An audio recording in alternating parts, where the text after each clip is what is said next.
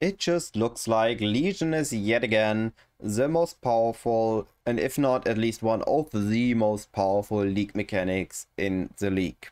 Hey, I'm Cyclon. Today I'm not only going to share a strategy that includes Legion that is very profitable, I'm also going to back my claim, or my bold claim rather, that Legion is the most powerful league mechanic. So first things, of course, I need to back this claim. Well, I've tried to show this in a spreadsheet. Oh, well, not spreadsheet, in a graph. I mean, first things, Legion, of course, it is very good at scaling with your character, which makes it already a good strategy. You just starting out, you got into red maps, your character can clear a Legion, but not that good yet, so you could go down to any map tier where your character can clear a Legion. And you can just use rusted Legion scarabs and clear a few Legions, or going with just the Atlas and taking random Legions that spawn and clear them as they come. And the random reward tiles, so currency rewards or divination card rewards which give stack decks, are unrelated to the Atlas tier, to the map level.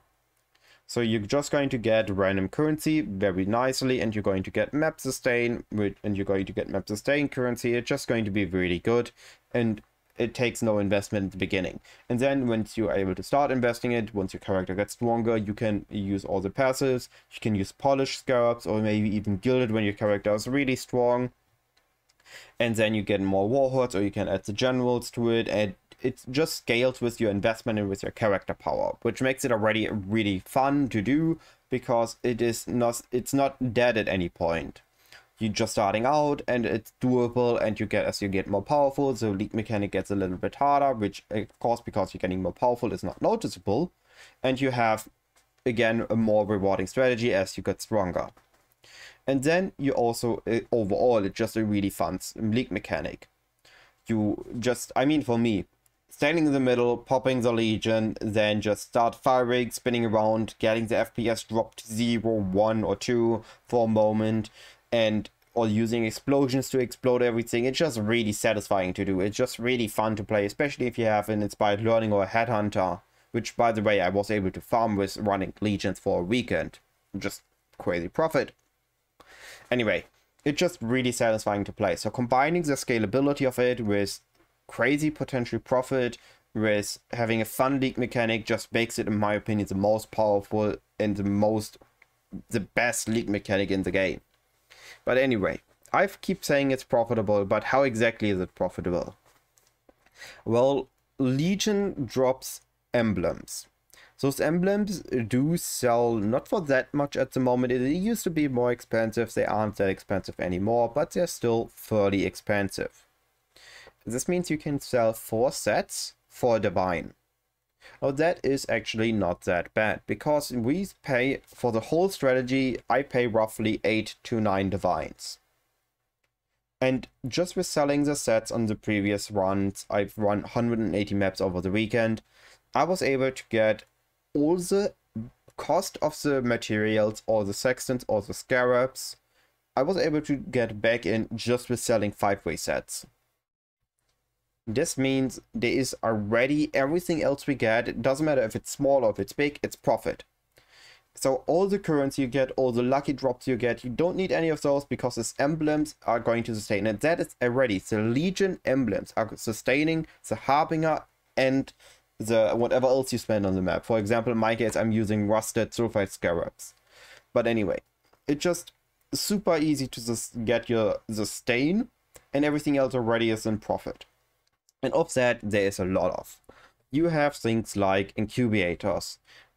I'm focusing on Ornate and Diviners, because stack decks you can sell very quickly for Divines, or the Ornate do drop Divines, do drop Exalted Orbs, do drop Annulment Orbs. They also get very easily to sell for Divines. So the Ornate and the Diviners are just very quick to run. You take like 2 maps to proc them, and they are somewhat sustainable even by just running them and over. It's just really good. Then you have direct drops of stack decks. You get a lot of bubblegum currency. You get War Divine drops. You get lucky drops. You get chaos. You get map sustain currency. You get map sustain itself. Just all those maps. I have so many maps. I keep selling the adjacent map. I'm starting to prepare for future strategies. For example, starting to prepare Crimson Temples. It just drops so many maps. It's just so good. And then, of course, you can add something like Harbinger on top, getting fracturing shards, mirror shards, more annulment shards or orbs, getting exalted orbs and exalted shards, getting ancient orbs, which you can try to get yourself lucky and get a build, or you can sell for even more. It's really good. I don't know how else to say this. There's just so much different currency you get from combining Legion and then adding using Legion and then adding Harbinger on top. And of course we can also add using Exalted on top, because we don't really need to scale quantity for Legion, as most of our rewards are reward tiles. We don't really need the Eater of World altars, which are a bit better if you want to go for quantity, but we can go using extra altars because we get a lot of embers, we get a lot of raw chaos from the altars, we get sometimes random valuable divination cards like Patience, and then on top of all that, of course, we are also going to get ourselves a lot of mapping currency again. We're going to get Awakened Sextants, which are crazy expensive this league. We're getting Ball Orbs, we're getting Chisels, we're getting random Scarabs. It's really good. I don't know if I haven't convinced you yet that Legion as a core and then adding Harbinger and Access on top of it is a lot of currency in a lot of different ways. I don't know how else I killed even. Anyway, so we've established Legion is, if not the best, at least a very powerful league mechanic, and adding these together with other things makes it very profitable. Now, before we're going to take a look at numbers, very quickly, how to run this. So you can take a Dunes for a more convenient map layout, or a Cemetery for a slightly worse map layout, but the potential to get Brother's Gift, which is 5 Divines. That is a trade-off. You need to decide what to do, what to go with. Either one is fine, honestly. I decided to go with Graveyard because I've run it a few leagues back when Brother's Stash was, and the Exalted drops was still very good and I had a lot of fun there, so I just wanted to go back, having a mix of nostalgia and just, it's a decent map layout still, it has a decent boss, so my choice. Anyway, then you're going to wall, chisel or wall the maps, of course, before you wall and after you wall, check for mods that you cannot run, for example, no Leech or no Legion or Elemental Reflect, and you're good to go.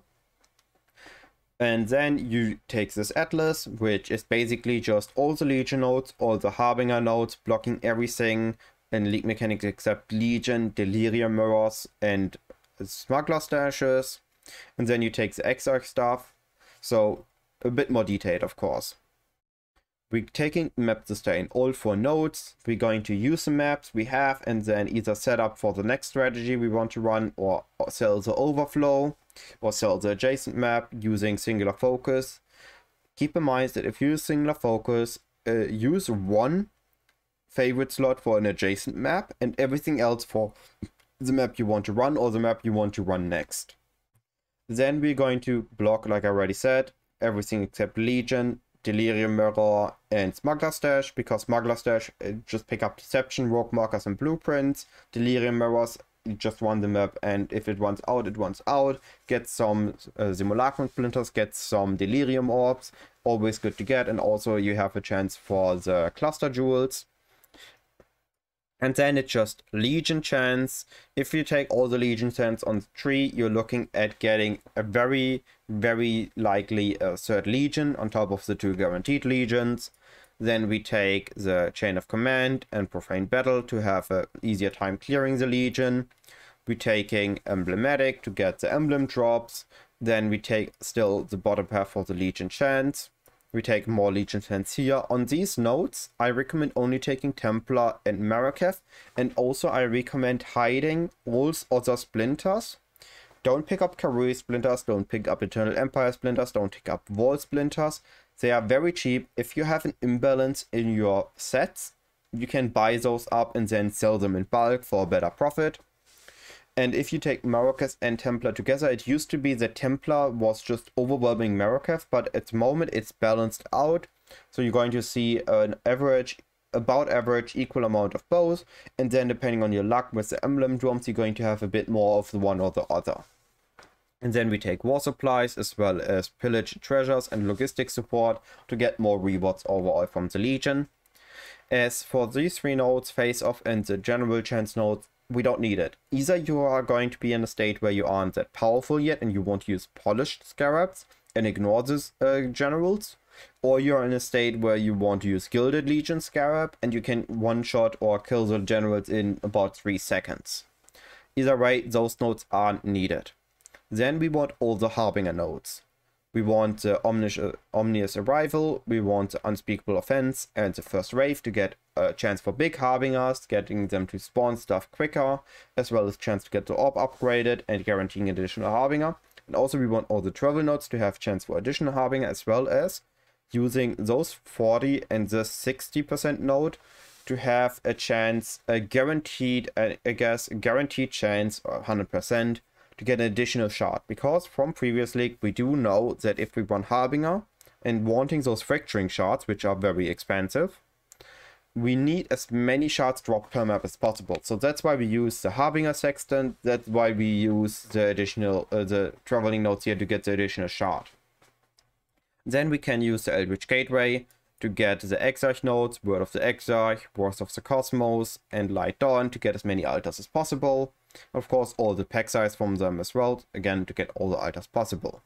Now, you might have some additional points, and there are some options. Personally, I really like going for mining byproducts and packed with energy, and using Rusted Sulfide Scabs or Master Mission to get a bit more movement speed, a bit more damage from the map, because packed with energy, as you can see here, gives you increased damage, increased movement speed and max rest, so it's overall really good to have.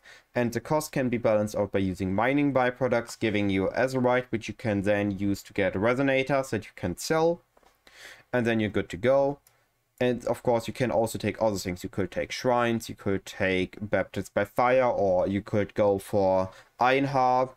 That's really up to you. I just know that Legion combined with Harbinger and the Exalted altars is already pretty good. In my case, this is what I went with, and that is a tree I can say definitely works.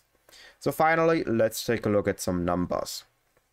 We've established Legion is very powerful. We established using polished or gilded scarabs, using Legion and Harbinger Sextant is very good to have. Let's take a look at the actual numbers. So beginning of the weekend at Friday, we were looking at a total stash value with all my special tabs, my dump tab, my currency tab. I was looking at 66 divines. That is again with everything. On raw divines I had like 20, and in war chaos I had like 100, 200 left after I bought everything. And then I started running. Friday didn't run that many. Saturday I started running. Sunday I run more. I bought new supply here, and I lent 20 divs to a buddy. And then at the end of this, we were looking at the end of Monday, I guess, because I did run the last few maps on Monday. We were looking at 168, or after liquefaction 170 divines. That is 180 maps. It took me roughly 2 days because I wasn't really running on Friday. I was starting running Saturday around noon, and I was ending on Monday around noon, and then just liquefied after. So just two days, 180 maps, and the result is I have now a Headhunter. And that makes me very happy, because it was fun all the time, it was good all the time, it was profitable all the time. It's just really, really powerful strategy. Now, of course, there is this PoE spreadsheet. It's down in the description of the video. You can just go for here. It is trying to use up-to-date data. Sometimes there are some errors, like with the Sextant prices at the moment. Legion is going for 20 to 25 at the moment of making the video, and Harbinger as well. Taking up to automatic data sometimes causes errors, because sometimes the people are price fixing, or sometimes they're just, some people are posting not intentionally, but posting for lower or for more, and then the prices aren't up to date. But in any case, if the data here isn't correct, for example, you run your maps a bit quicker, or you run your maps a bit slower, you can always just make a copy and update the data manually. And also, if you want to, you can send me your data. If you use Excellence, you can make a CSV export of your tab. So if you just take, let's say you run 48 maps, and you run them, you dump everything in the dump tab, you export it in CSV, you send me the CSV, you say I've run 48 maps to me, and I'm going to be able to edit here, and it's going to help to make the average amount on the consistent profit as well as the inconsistent profit more deterministic or more precise, so that people that then in the future take a look at this can see, oh yeah, this is not actually 2.94, it's 2.95 on average. Anyway, I've only always run small sample data to make a rough estimation how good something is. And when I run them more, I'm just trying to run it as quick as possible. So if you have some time and if you want to, you can contribute now. You can add to this data to make it more precise and to make it better. But all that being said, that should be all the information needed. Of course, if I forgot anything, you can feel free to ask in the description, ask in the comment section, ask me on Discord, over DM or over my server, or ask me in-game if I'm online. And one last thing that I want to share, because I haven't seen many people talk about this, but it saves you a lot of time. When I run maps, I take 8 maps in my inventory. I put 8 scarabs in every spot. Of course, I have one additionally, so I use the sacrifice there. And I also apply Sextant each twice, because we're only using Legion and we are only using the Harbinger. We apply 2 Harbinger and 2 Legion. And the way it's going to be as long as you just run your 8 maps, you're going to use your 8 scarabs and you're going to use your 8 sextants. It's not going to consume each, one map is going to consume of one or the other. So with this, you're going to be good to go, and you're going to have more time in map and less time in a hideout. So all in a hideout you do is stash, put everything in the dump tab, and then maybe the incubator separately, refill your incubators, and continue with the map. Alright, now all that being said, hopefully this video was informative, and hopefully you have a wonderful league and a happy day. Goodbye.